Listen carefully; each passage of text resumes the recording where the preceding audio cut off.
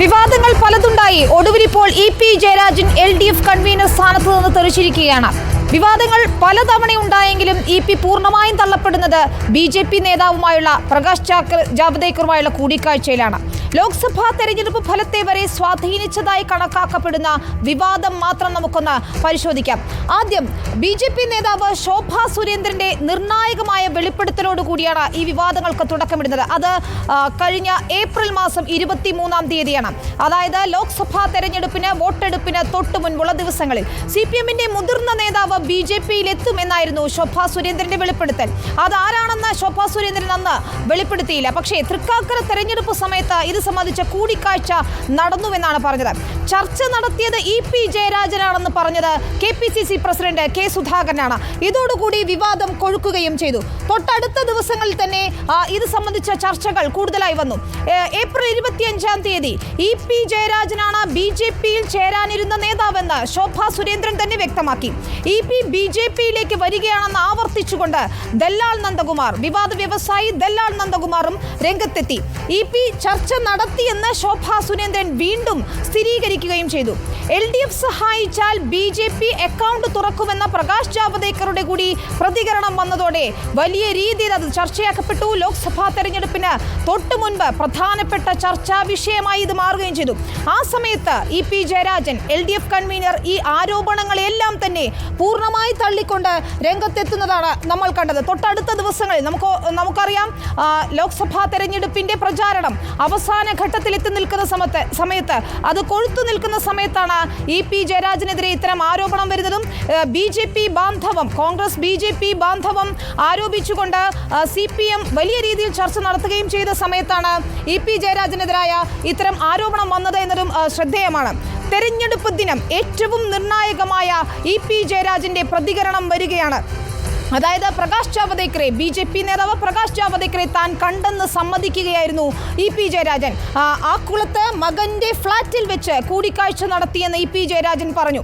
അതായത് അതൊരു പെട്ടെന്നുണ്ടായ സന്ദർശനമാണ്. ജാവദേക്കർ തന്റെ വീട്ടിലേക്ക് കടന്നു വരികയായിരുന്നു, താൻ ക്ഷണിച്ചിട്ടല്ല ജാവദേക്കർ വന്നത് എന്നൊക്കെ ഇ.പി. ജയരാജൻ വിശദീകരിക്കാൻ ശ്രമിക്കുകയുണ്ടായി. കൂടിക്കാഴ്ച നടത്തിയെന്ന് ജാവദേക്കറും സ്ഥിരീകരിച്ചു. ഇത്തരത്തിൽ പലവട്ടം ചർച്ച നടത്തിയെന്ന് BJP സംസ്ഥാന അധ്യക്ഷൻ K. സുരേന്ദ്രനും പറഞ്ഞു. അത് ഓർക്കണം, തെരഞ്ഞെടുപ്പ് വോട്ടെടുപ്പ് ദിവസമാണ് ഇത്തരത്തിൽ ഇ.പി. ജയരാജൻ ഇത് പരസ്യമായി സമ്മതിക്കുന്നത്. അതോടുകൂടി തന്നെ CPIM വലിയ പ്രതിരോധത്തിലാവുകയും ചെയ്തു. എന്തിനാണ് ഇ.പി. ജയരാജൻ കൂടിക്കാഴ്ച നടത്തിയത് എന്ന ചോദ്യം ഏറെ പ്രസക്തമായി. അതിന് പിന്നാലെ മുഖ്യമന്ത്രി പിണറായി വിജയൻ തന്നെ ഇ.പി. ജയരാജനെ പരസ്യമായി ശാസിച്ചുകൊണ്ട് രംഗത്തെത്തുന്നത് നമ്മൾ കണ്ടു. മുഖ്യമന്ത്രിയുടെ വാചകം ഇതായിരുന്നു: പാപിയുടെ കൂടെ ശിവൻ കൂടിയാൽ ശിവനും പാപിയാവുകയാണ്, കൂട്ടുകെട്ടുകൾ സൂക്ഷിക്കണം.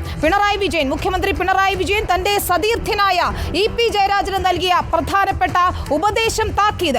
ഈ പിണറായിയുടെ വിമർശനം പിറ്റേ ദിവസം തന്നെ ഇ.പി. ജയരാജൻ സ്വാഗതം ചെയ്തു.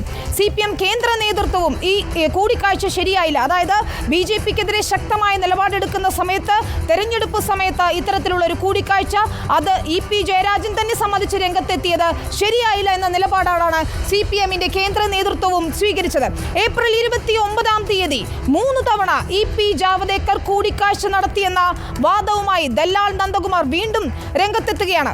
വെണ്ണലയിലെ വീട്ടിൽ വെച്ച്, അതായത് നന്ദകുമാറിന്റെ വീട്ടിൽ വെച്ച് കൂടിക്കാഴ്ച നടത്തിയെന്നാണ് അദ്ദേഹം പറഞ്ഞത്.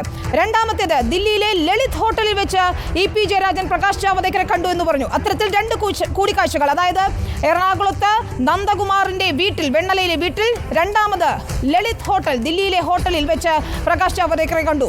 മൂന്നാമത് തൃശൂർ രാമനിലയത്തിൽ വെച്ചും ഇ.പി. ജയരാജൻ ജാവദേക്കറെ കണ്ടു. അത്തരത്തിൽ K. സുരേന്ദ്രൻ പലതവണ കൂടിക്കാഴ്ച നടത്തി എന്നത് സ്ഥിരീകരിക്കുന്ന രീതിയിൽ ദല്ലാൽ നന്ദകുമാറിൻ്റെതായ ആരോപണം വരുന്നു. 3 ഇടങ്ങളിലായി കൂടിക്കാഴ്ച നടത്തിയെന്ന്.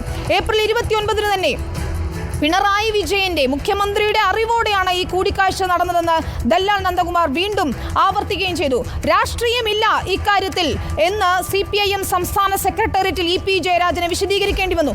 എന്തിനായിരുന്നു ഈ കൂടിക്കാഴ്ച എന്ന ഒരു വിഭാഗം നേതാക്കൾ ശക്തമായ ഭാഷയിൽ വിമർശനം ഉന്നയിച്ചപ്പോൾ ഈ കൂടിക്കാഴ്ചയിൽ രാഷ്ട്രീയമില്ല എന്നാണ് ഇ.പി. ജയരാജൻ വിശദമാക്കാൻ ശ്രമിച്ചത്. അതോടെ പാർട്ടിയിൽ ഒരു വിഭാഗം നേതാക്കളുടെ പിന്തുണ ഇ.പി. ജയരാജന് നേടിയെടുക്കാൻ സാധിക്കുകയും ചെയ്തു. ഇതിന് പിന്നാലെ നടത്തിയ വാർത്താ സമ്മേളനത്തിൽ CPIM സംസ്ഥാന സെക്രട്ടറി MV ഗോവിന്ദൻ തന്നെ EP ജയരാജനെ ന്യായീകരിച്ചുകൊണ്ട് പിന്തുണച്ചുകൊണ്ട് രംഗത്തെത്തി. ഒരു ആസൂത്രിത നീക്കം പാർട്ടിക്കെതിരെ EP ജയരാജനെതിരെ ഒരു ആസൂത്രിത നീക്കം നടത്തുന്നു എന്നാണ് അന്ന് MV ഗോവിന്ദൻ വിശദീകരിക്കാൻ ശ്രമിക്കുകയും ചെയ്തത്. അത്തരത്തിൽ വിവാദം കൊഴുത്തുനിന്ന സമയത്ത് EP ജയരാജനെ പിന്തുണയ്ക്കുന്ന ഒരു നിലപാടാണ് CPIM സ്വീകരിച്ചത് എന്നതും ശ്രദ്ധേയമാണ്. MV ഗോവിന്ദന്റെ വാർത്താ സമ്മേളനം അല്പസമയത്തിന് അകം നടക്കാനിരിക്കുമ്പോഴാണ് MV ഗോവിന്ദന്റെ ആദ്യത്തെ ഈ പ്രസ്താവന വീണ്ടും ശ്രദ്ധേയമാകുന്നത്. ആസൂത്രിത നീക്കം നടക്കുന്നു പാർട്ടിക്കും EP ജയരാജനുമെതിരെ എന്നാണ് MV ഗോവിന്ദൻ പറഞ്ഞത്. എന്നാൽ CPIM-നെ തള്ളിക്കൊണ്ട് CPI രംഗത്തെത്തി. LDF-ൽ ഭിന്നത രൂപപ്പെട്ടു. ഇപ്പോഴത്തെ ഞാൻ പറഞ്ഞതുപോലെ MV ഗോവിന്ദൻ വാർത്താ സമ്മേളനത്തിനായി എത്തിയിരിക്കുകയാണ്.